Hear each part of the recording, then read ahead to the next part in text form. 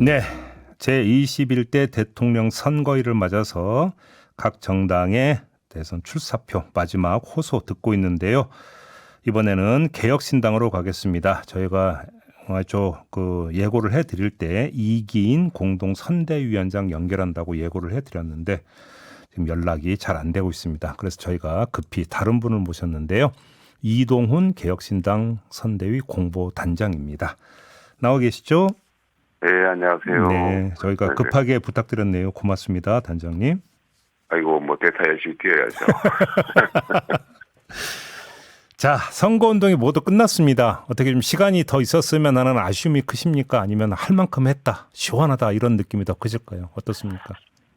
아쉬운 반, 시원한 반, 그렇겠죠. 아쉬움이라면은 이제 그런 겁니다. 조금만 더 시간이 있었으면은, 네. 저희들이 이제, 얘기하고 싶었던 부분들, 이런 것들이 유권자들한테 잘 좀 더 전달이 됐을 텐데, 네네네. 조금 시간이 더 있었으면은 하는 그런 생각도 드는데, 물론 그렇습니다. 모든 선거라는 게 지나놓고 나면은 네. 아쉬움이 느껴질 것 같은데, 하여튼 또 그런 면에서 또 최선을 다했다, 이런 생각 들고 그렇습니다. 여러 가지 하여튼 만감이 교차한다고 그럴까요? 그렇고요. 그렇습니다. 근데 지금 단장님 지금 꼭 전하고 싶은 말씀이라고 했는데 어떤 내용을 그렇게 전하고 싶으셨을까요?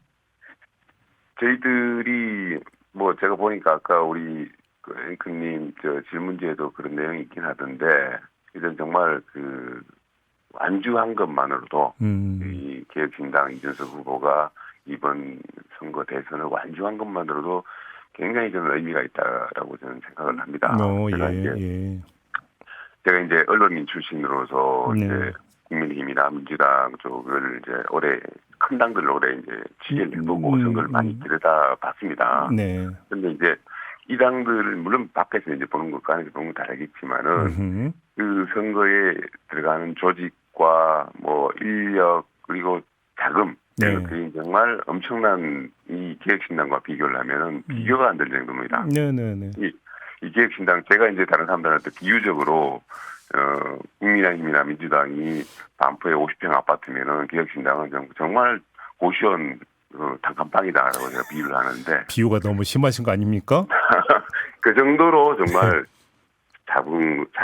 자금과 이제 인력이 모자라는 상태에서 거의 지역에 조직 하나 없이 이제 대선이라는 걸 시작을 했고 나중에 회계 나오겠지만은 저희들은 큰 당에 한 10분의 1 정도 자금 가지고 선거를 치렀습니다. 그러니까 이런 상태에서 정말 우리나라의 또 선거제도 시스템 자체가 거대 양당을 중심으로 돌아가게 되어 있습니다. 그런 상황에서 원내의 세석짜리 정당이 이런 자금 없이 전국적인 선거를 치러냈다는 것만으로도 완주를 했다는 것만으로도 저는 굉장한 일을 했다. 그거는 어떻게 보면은 개혁신당 당원들도 있지만 이준석 후보의 어떤 역량이 아니었으면 못해낼 일이 아니었는가. 저는 그렇게 자평을 합니다. 알겠습니다. 근데 완주의 의미를 말씀해 주셨으니까 그 완주의 의미는 이것도 들어갈 것 같은데요. 그러니까 그 빗발쳤던 단일화 요구를 끝내 거부했다.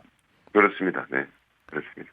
저희들이 아시겠지만 오늘까지도 단일화 하자고 아마 하지 않을까 저는 예상을 했는데 아직은 없네요. 그러니까 오늘도 8시까지 투표니까 7시까지 단일화 하자고 하지 않을까 저는 농담 삼아 그런 얘기도 했는데 어쨌든 어제까지도 단일화를 하자 그랬어요. 이 사전투표를 35% 가까이가 사전투표를 한 상황인데도 불구하고 국민의힘 쪽에서 단일화를 하자라고 했고 민주당 쪽에서는 저희들 단일화 할 거야 라고 이렇게 공세를 하던데 그게 이제 그렇습니다.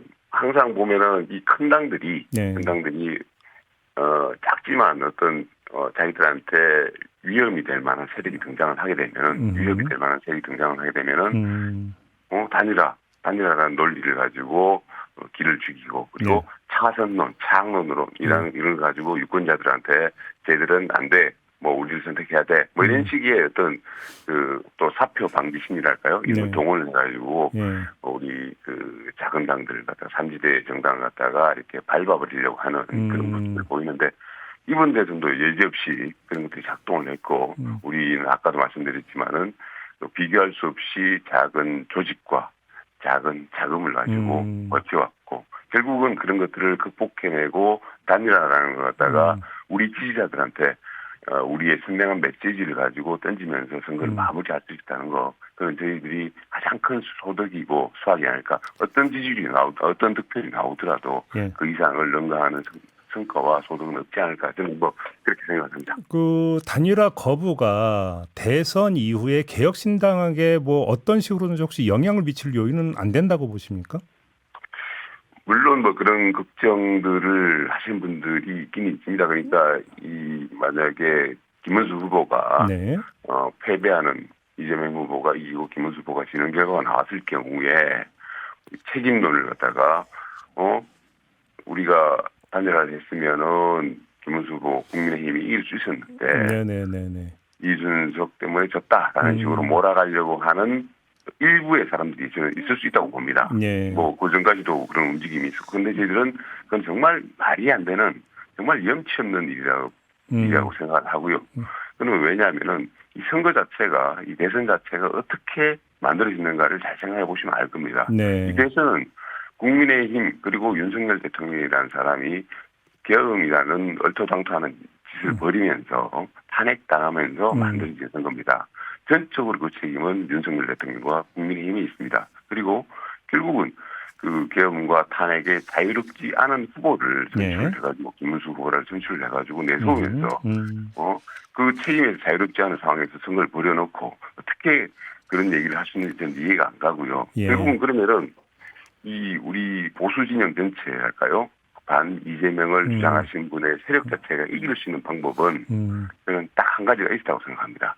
그런데 그 한 가지를 결국은 국민의힘이 발로 걷어찬 겁니다. 그 한 가지 방법이라는 게 뭐냐면은 보수진영 전체가 이준석 후보를 대표 주자로 내세우면서 말 그대로 단일화를 하는 방안이었습니다.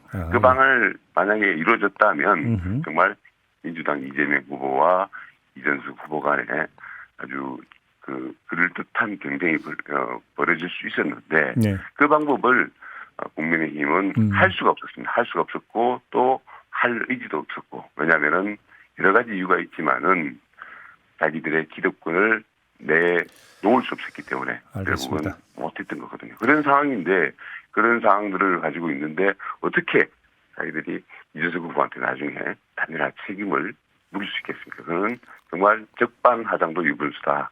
이렇게 말씀드릴 수 있습니다. 이준석 후보와 관련한 한 이슈 하나가 단일화였다면 또 네. 하나 이슈는 마지막 TV 토론에서의 발언이 이제 그 한 이슈였던 것 같은데 이게 막판 판세에 어떤 영향을 미쳤을 거라고 그렇게 자칫 진단하실까요?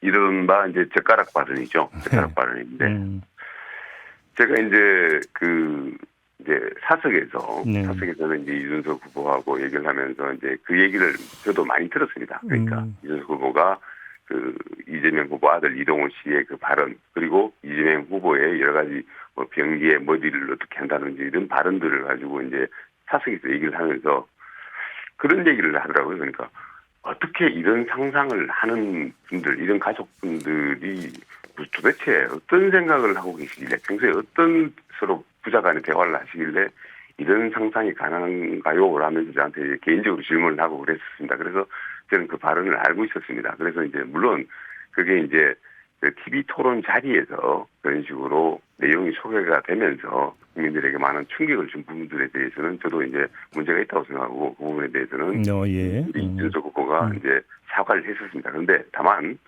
이준석 후보가 말하고 싶었던 건 뭐냐면은 그런 식의 어떤 비정상적인 그 상상력과 이런 것들을 갖다 글로 표현하고 이렇게 말로 하시는 분들이 제대로 된 의식 상태를 갖고 있을까라는 의문을 갖고 있고, 그런 분들이 나라를 최고 지도자가 됐을 때 어떤 문제가 생기는가. 우리가 이럴 때 이제 또 윤석열 대통령을 소환하지 않을 수 없는데, 윤석열 대통령이 결국 지금 군대를 동원해가지고 국회를 들어가는 계엄을 갖다 사태를 일으키는데, 그런 좀 비정상적인 의식 상태, 이런 것들을 우리가 미리 점검해야 된다. 이런 차원에서. 알겠습니다.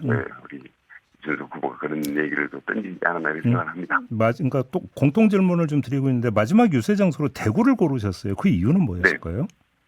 네. 그러니까 지금 판세 자체가 그러니까 그 결정적으로 중요한 그 우리한테 미치는 그 보수의 큰 표심 덩어리가 남아 있는 곳이 대구입니다. 네. 아시겠지만은 사전 투표가 지금 뭐 가장 적게 해가지고 본투표에서 표심이 가장 크게 남아 있는 곳이 DK 경북 지역이고요. 그리고 지금 아까도 말씀드렸지만은 그 김문수 후보는 사실 그 당락 이재명 후보한테 상대가 안 되는 상황. 그러니까 뭐랄까요 그 확장성 차원의 그 이재명 후보한테 안 되기 때문에 이미 우리는 어제 이준석 후보가 페이스북에서 이제 말했지만은 김문수 후보는 졌습니다라고 말한 게 그런 차원이거든요. 그리고 여러 가지 지표를 봤을 때 안 된다 이런 상황에서 보수 표심이 전략적으로 이준석 후보한테 투표를 했을 경우에 우리가 가능성은 낮지만 그래도 이길 수 있는 가능성이 있는 후보는 이준석 후보다. 김문수 후보는 가능성으로 따지면 0%다. 그렇기 때문에 보수 표심이 좀 전략적으로 판단을 해달라. 그런 차원에서 보수 표심이 모여있는 DK 지역을 찾았다라고 말씀드리겠습니다. 이제 마지막으로 짧게 우리 유권자 여러분에게 마지막 호소의 말씀을 주신다면 어떤 내용일까요? 저희들이 이제 그 슬로건으로 충분히 이제 설명을 하고 했다고 저는 생각을 하는데 우리가 슬로건을 한 3가지 정도를 대표적으로 내세웁니다. 압도적 새로운 후보입니다. 그러니까 김문수 후보나 이재명 후보 비교했을 때.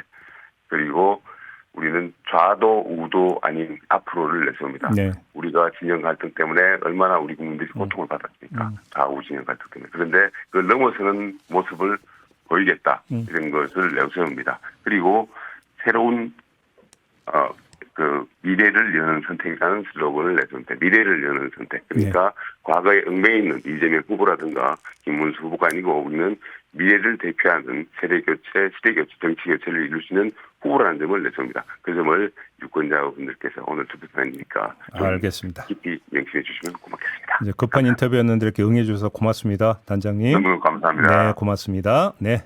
이동훈 개혁신당 선대위 공보단장이었습니다.